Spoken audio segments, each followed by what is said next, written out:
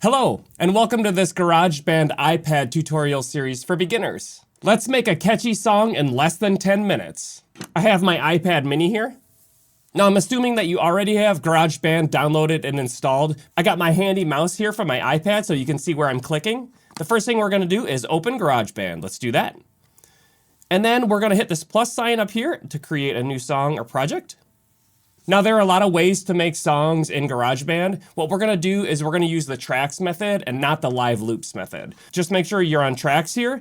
And the first thing we're gonna do is we're gonna add a drummer, all right? And let's click the electronic kit right here.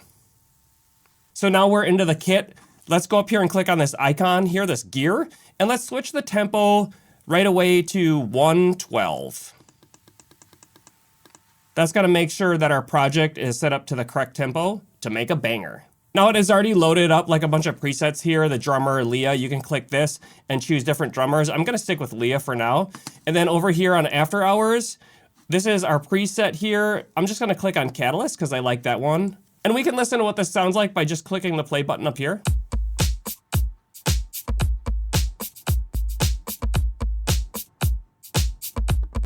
That actually already sounds pretty good to me. We can play around with some of these settings if you want, just so you can see what they do. For example, this one right here is kind of like, it just controls like everything at the same time. If you go to the, I'm gonna rewind it and replay.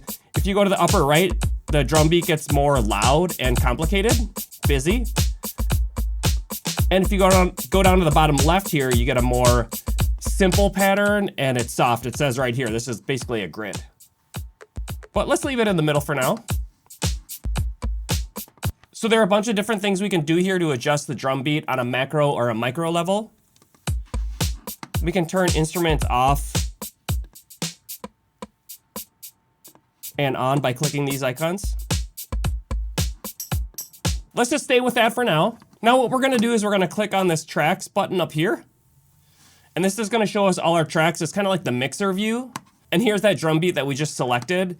Now we see our timeline here. We see at the top 1, 2, 3, 4, 5, 6, 7, 8. That means our song is currently 8 measures long.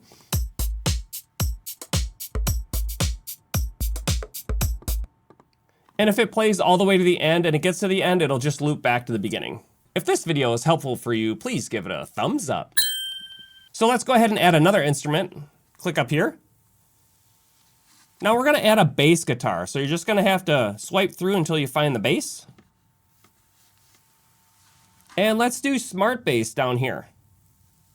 All right, now there's kind of a lot going on here already. And if you haven't played around with GarageBand yet, I recommend if you just want to like explore, to do that on your own. Take some time, 20 minutes, a half an hour, just exploring all the different instruments and their features. Our bass like preset is right here. That's Liverpool. That's like a Paul McCartney Beatles bass.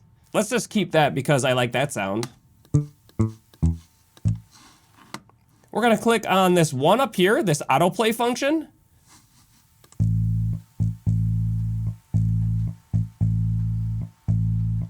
So now we can hear that the bass is playing like a preset pattern, and we're just gonna stick to A minor for now. But basically we get different patterns if we click the different numbers here, 1, 2, 3, and 4. So now let's record that bass pattern. What we're gonna do is we're gonna click up here on the red record button, and then it's gonna give us a count off of 4 beats. And then while it's counting off to 4, we're gonna click this A minor here and let it record all the way through. Here we go. Click record, and then click on A minor.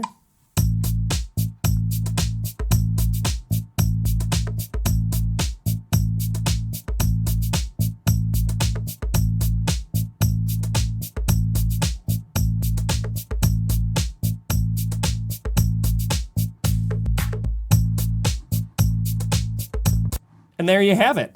Now, if you made a mistake in there when you're clicking around on something, or you clicked on something, or you clicked on it at the wrong time, you can always just click this arrow up here to undo that and to redo it. But I always get in the habit of rewinding the song after I've done anything, just for playback purposes. In case you're wondering, all of these letters and symbols down here are chords. So E minor, A minor, D minor, G major, C major, F major, B flat major, and B diminished. But if you just wanted to like mess around with the bass, you can click notes here and just click around. Let's go back to our track view here. So now we can see we have our drum beat and our bass line. Now there's a little handy thing here. You can pull this out on the side and you can adjust the volumes of each of the individual tracks.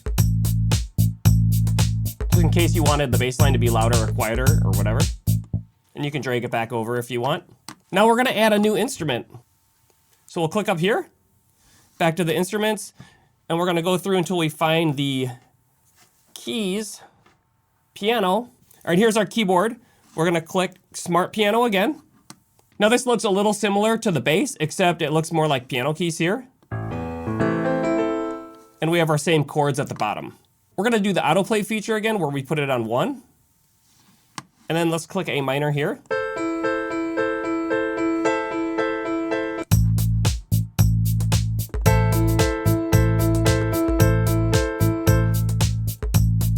That sounds pretty cool, but let's try a different preset sound. Go down here to Whirly.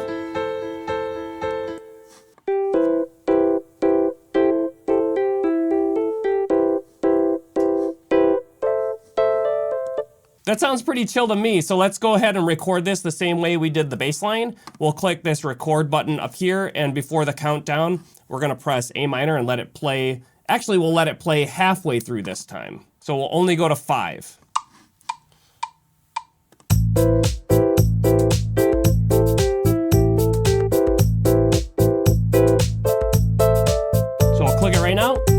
So that's a little trick. You can just do half of the song and not let it go all the way through, and then you can do an edit here. I'll show you how to do that now. So we'll go back to the track view. Now I'm not gonna spend too much time editing here because we could really get into, a lot with just editing alone, like cutting things up, moving things around. Just know this, you can edit all of these things by clicking on it, and then in the context menu here, clicking edit, and going into the actual notes. But I'm gonna click on this and drag the end of the track handle over to 5.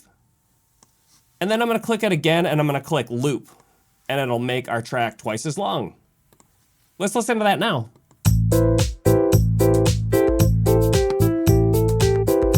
That sounds pretty good. I'm gonna make it a little bit quieter just so it blends in more.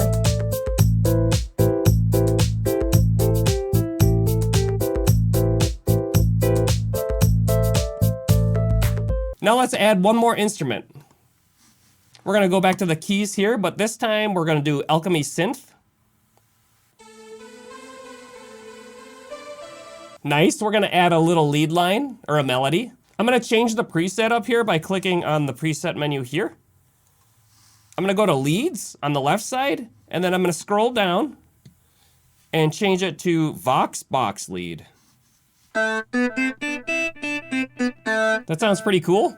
I'm gonna change some of the presets here to make it blend a little bit more. I'm gonna click filter mod, and then I'm gonna drag, if this isn't all the way down, the resonance all the way down to the bottom. All right, now this is kind of the fun part. If you wanna make up your own melody, go ahead and do that now. Just hit record, and it's gonna give you a count in, and then you can just play around and make up different notes. That's basically what I'm gonna do. And if you want, you can just follow along with me, but I'm basically gonna play a melody like A, B, C, B, A, G, A, B, C, D, E. If you don't know those notes or you don't know how to play the piano or you have no idea what I'm talking about, that's fine, just fake it.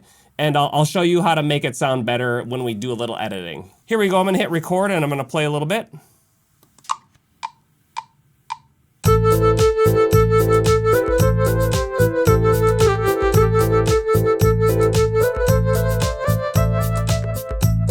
I'm just gonna do 4 measures and do the loop function like I did on the last track. All right, so let's go back up to our track view here.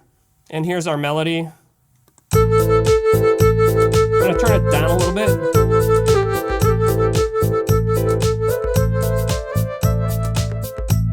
So it sounded like the timing or the rhythm was a little bit loose, not so great there. So I'm gonna show you how you can fix that now. So if you click on the track here that we were just working with, the melody, and you go to settings, there's a setting called quantization, which sounds fancy, but basically it just means quantization. If you turn it on, for example, I'm gonna turn it on to 1/8 note. What it does is it auto-corrects and it fixes your loose rhythm. So let's loop that track so it's the full 8 measures. Click on it, click loop.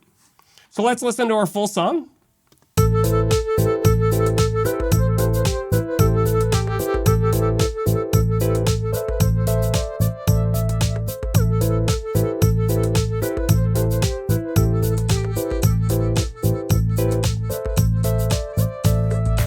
That sounds pretty good to me.